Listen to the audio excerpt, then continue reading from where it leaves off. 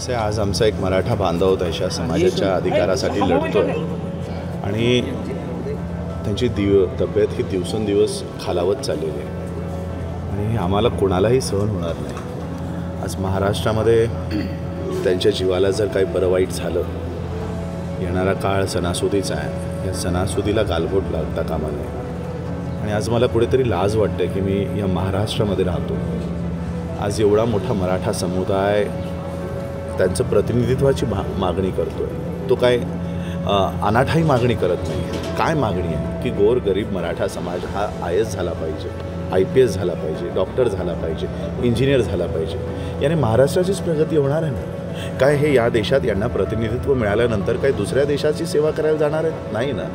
महाराष्ट्राचीच सेवा करण्यासाठी त्याच्यामध्ये आमचं प्रतिनिधित्व असावं। त्या 100 लोकांमध्ये आमचाही एक IAS व्हावा, आमचाही एक जज व्हावा, आमचेही लोक खरे सख्खे सच्चे प्रतिनिधी आम्हाला त्या विधानसभेतही बघायचे। ही महाराष्ट्राच्या दृष्टीने एवढी चांगली मागणी एक बांधव आमचा धरून घेतोय।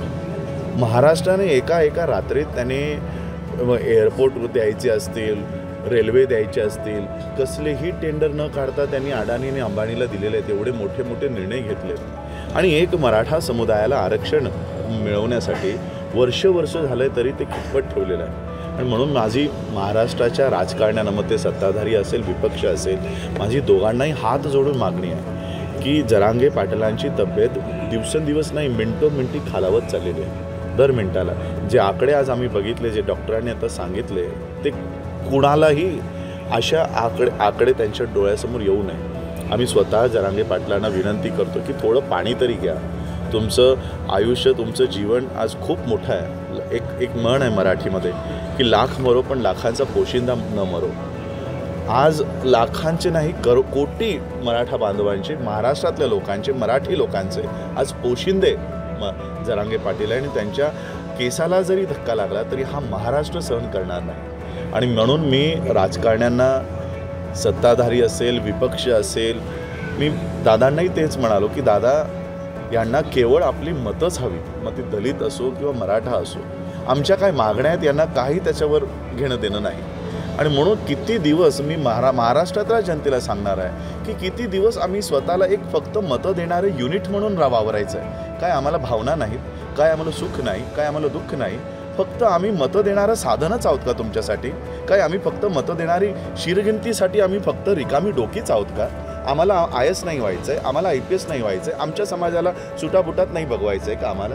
आणि म्हणून आम्हाला किती दिवस तुम्ही फक्त मतं देणारं साधन म्हणून वापरणार आहात? आम्हाला न्याय द्या, आम्हाला प्रतिनिधित्व द्या, त्या शासनामध्ये आम्हाला आमची लोकं बघू द्या, त्या न्यायपालिकेमध्ये आम्हाला आमची लोकं बघू द्या।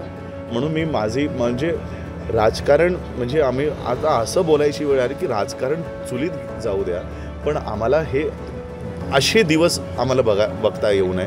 महाराष्ट्राच्या ज्या आपण पुरोगामी म्हणतोय, आज आम्हाला लाज वाटायला लागली आहे की आम्ही या महाराष्ट्राला खरं पुरोगामी म्हणावं का?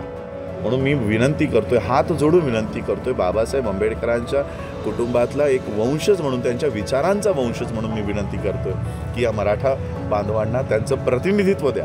हा आरक्षणाचा मुद्दा नाही, हा प्रतिनिधित्वाचा मुद्दा आहे। त्यांचेही लोक, त्यांचेही प्रगती होऊ द्या, एवढीच मी आज विनंती करतो। शासनाला, प्रशासनाला, सगळ्यांना मी हात जोडून विनंती करतो आणि एक इन्स्ट्रक्शनही देतो, एक सूचनाही देतो की जरांगे पाटलांच्या केसालाही जरी धक्का लागला तर येणाऱ्या काळात, मग तो सत्ताधारी असो का विपक्ष असो, हा रस्त्यावर प्रचाराला पण उतरता कामा नये, अशी परिस्थिती आम्ही महाराष्ट्रात उभी करू। बस एवढंच मी सांगतो।